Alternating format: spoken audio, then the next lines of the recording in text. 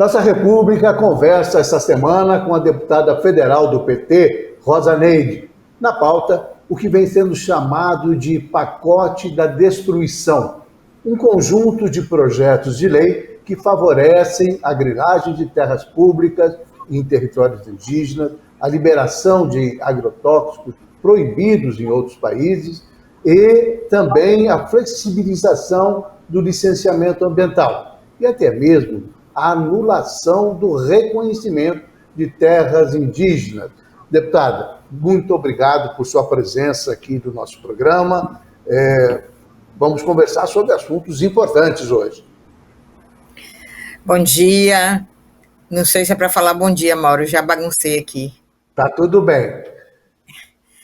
Muito obrigada pelo espaço, por me receber aqui no programa. Eu acho que é um programa que traz realmente discussões pertinentes ao espaço que nós estamos vivendo, ao momento que estamos vivendo. Muito obrigada pela oportunidade. Imagina. Deputada, eu queria começar falando do PL 490 de 2007. Esse é um projeto de lei do falecido deputado federal do Mato Grosso, Homero Pereira, que modifica o Estatuto do Índio, né? E abre a perspectiva de um marco temporal para a demarcação das terras indígenas a partir da promulgação da Constituição de 88. O que isso representa para as populações indígenas, para as nações indígenas do Brasil? Veja bem, Mauro, alterar o que a Constituição prevê como demarcação, espaço para demarcação de terras indígenas no Brasil, eu vejo todo esse pacote, esse PL 490 especialmente, é como se os indígenas brasileiros recebessem pela segunda vez grandes ameaças, receberem 1.500, vem sofrendo durante todo esse tempo e agora, novamente, um PL que vem para destruir o que ainda resta. Então, se eu coloco que o marco temporal é a Constituição, a partir quem foi identificado, povos indígenas que estão na terra depois da Constituição perdem todos os direitos. Então, a história, a cultura, a vivência dos povos indígenas em suas terras, e eu sempre digo, às vezes a gente não sabe o que pensava o nosso bisavô.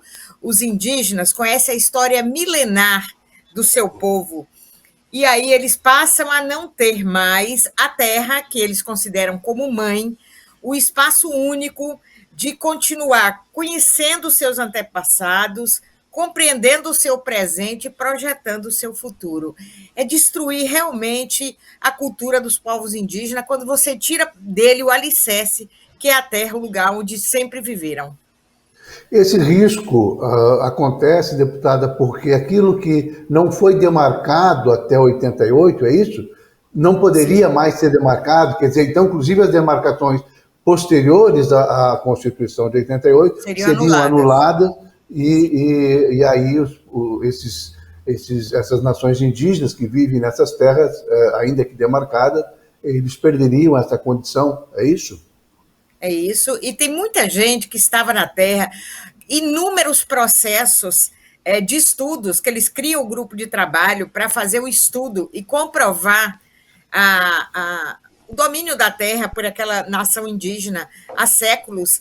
Então, muita coisa em andamento no país há décadas, que ainda não tinha sido finalizada, então tudo isso está em risco. Povos que são povos milenares, reconhecidos. Então, tudo isso se aprovando, o STF também está julgando, né? Se não tiver estas garantias, se nós dissermos, olha, o que aconteceu até 88 está garantido e o que não aconteceu não existe mais, grande parte dos povos indígenas do Brasil perdem completamente a sua referência enquanto lugar de origem, enquanto terra.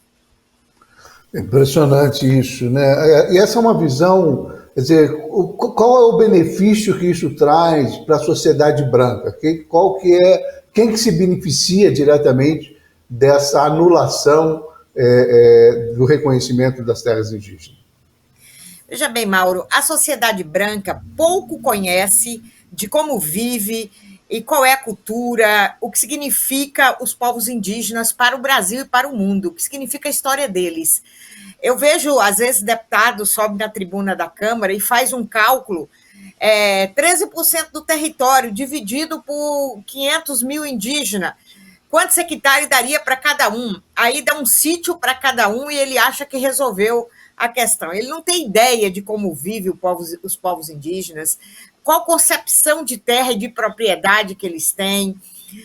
Então, nesse sentido, toda essa harmonia de humano e natureza que os povos indígenas construíram e constroem com suas histórias, passa a ser tudo negado pelo povo branco. O que é que, de fato, a população branca, através daqueles que são donos do capital, não vamos dizer que a população branca, porque a grande maioria da população branca pobre, periférica brasileira, tanto quanto os índios, né, estão perdendo todos os seus direitos. Mas os donatários de terra e de propriedade no Brasil, nunca, a ganância é muito grande, nunca estão satisfeitos. O que querem é assumir as terras indígenas, tomar para si as terras indígenas, derrubar o que ainda resta de floresta ou vegetação nativa e fazer disso espaço para agronegócio. O que a população, o que os donatários querem é dizer: vocês têm terra demais e não produzem. A ideia do capitalismo selvagem, da produção econômica, que não respeita os limites da cultura, da história e da vida integrada humana e natureza, que os povos indígenas sempre deram exemplo, e a população urbana, a população branca, a população que não teve, nunca teve o cuidado de conhecer o que, de fato, esses povos originários pensam e contribuem com a evolução humana no planeta Terra e no Brasil. Se as pessoas, de fato, conhecessem como vivem os povos das aldeias, quem sabe nós vivíamos com maior qualidade, nós vivíamos melhor. Infelizmente, as pessoas desconhecem e, por isso, todo esse resultado, tudo que está acontecendo é a ganância. Ganância e ganância e ganância. Tem e quer destruir o que coletivamente os povos originários ocupam no Brasil. Deputada, no bojo desse mesmo PL 490, a perspectiva de abertura das terras indígenas, daquelas terras que já estão consolidadas, enfim, para a exploração econômica, tanto do agronegócio quanto da mineração. Que tipo de consequência a senhora imagina que isso pode ter, do ponto de vista ambiental e também do ponto de vista sociocultural das nações indígenas? Veja bem, a Câmara acabou de votar a urgência do PL 191, de 2020, que é o PL que autoriza, né, a mineração, fortemente a mineração.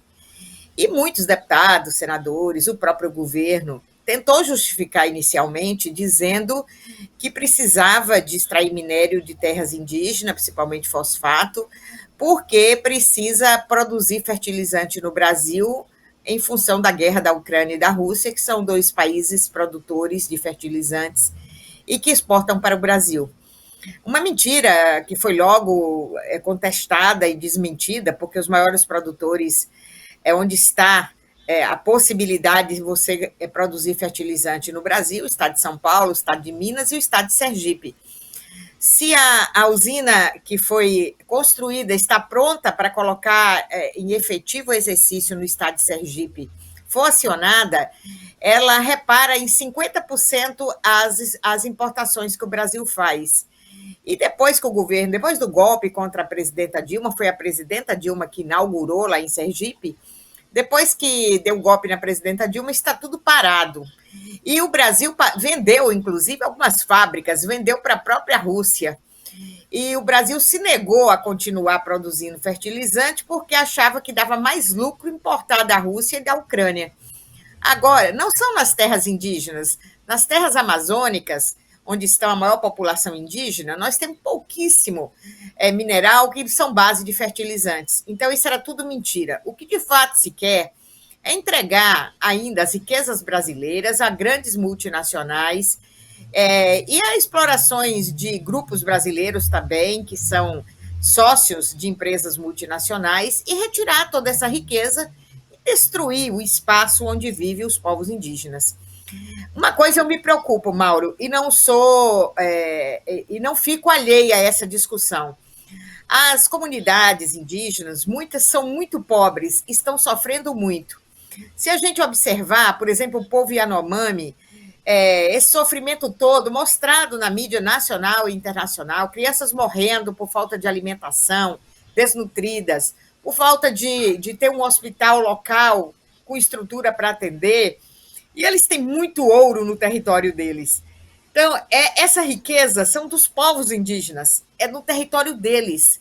Então, são eles que terão que dizer se devem ou não extrair minério destas áreas. E eu creio, faço a defesa, que o Brasil crie uma estatal séria, coordenada e com conselho diretor de povos indígenas, representação dos povos indígenas, e definam onde os indígenas querem extrair alguma coisa de forma sustentável e com um fundo de recursos para investimentos nas áreas deles. Os indígenas brasileiros não precisam ser guiados pelos brancos.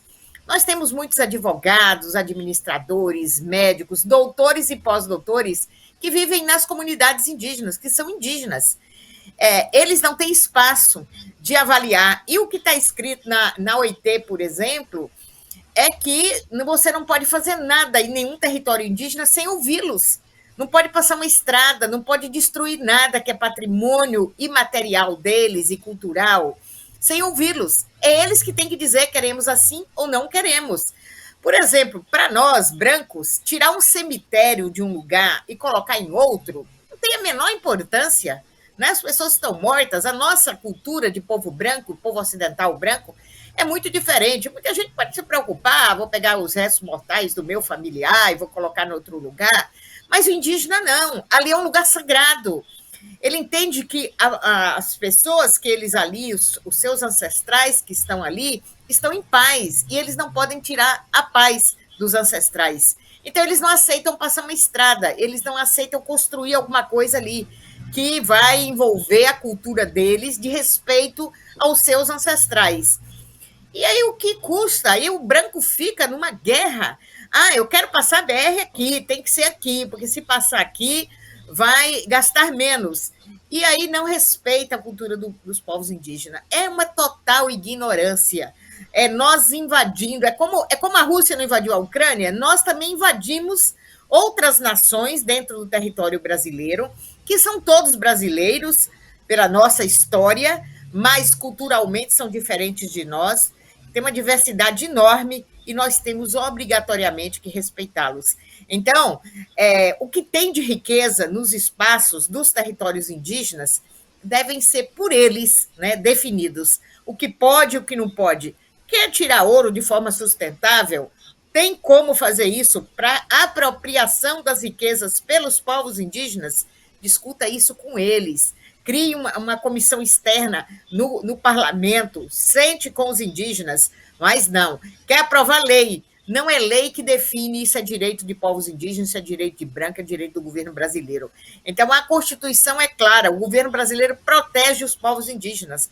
A terra é usufruto deles, né? Não é de direito da população ou do governo brasileiro fazer exploração. Por isso, quando a gente vê um PL 190, é completamente inconstitucional. E aí fica deputado dizendo, vou regulamentar a Constituição. Regulamentar apenas do lado do povo branco, do povo que tem domínio econômico no Brasil. Desrespeito completo à nossa história, à nossa origem, aos povos originários que, quando nós aqui chegamos, estavam milenarmente aqui.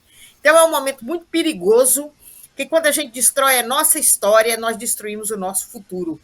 Então, eu como parlamentar, contesto veementemente a defesa que muitos parlamentares fazem. Tanto eu fui a única parlamentar do Mato Grosso que votei contra a urgência do PL 191. Deputada, a gente vai ter que ir para um pequeno intervalo, mas eu quero retomar esse assunto logo em seguida, porque essa autorização para arrendar terra para brancos, explorar terra indígena, realmente é uma questão polêmica, mas que tem um outro lado que precisa ser visto. A senhora mais ou menos tocou nesse assunto. Eu volto já, mas antes eu quero deixar um recado do governo do Mato Grosso, que está fazendo a saúde funcionar, construindo e reformando hospitais em todo o estado. Na Baixada Cuiabana, reformou o Hospital Santa Casa e o Metropolitano, que estão com suas instalações mais modernas e com equipamentos de última geração para atendimento de diversas especialidades médicas. Além das reformas desses hospitais, o governo também está construindo o novo Júlio Miller, o Hospital Universitário, e o tão esperado Hospital Central, que estava com a obra parada há 34 anos e será o maior e melhor hospital do estado de Mato Grosso. E tem muito mais chegando em vários municípios. Em Sorriso, Sinop, Cáceres, Rondonópolis e Colíder, os 5 hospitais regionais estão sendo completamente reformados. E em Confresa, Juína, Alta Floresta e Tangará da Serra, as obras dos novos hospitais regionais já começam neste ano. São 160 milhões de reais investidos para construir, reformar e deixar os hospitais regionais com qualidade igual à dos hospitais particulares. Tudo isso pelo respeito e cuidado com a nossa gente. Governo de Mato Grosso. Nós vamos a um intervalo e voltamos num instante. Não saia daí.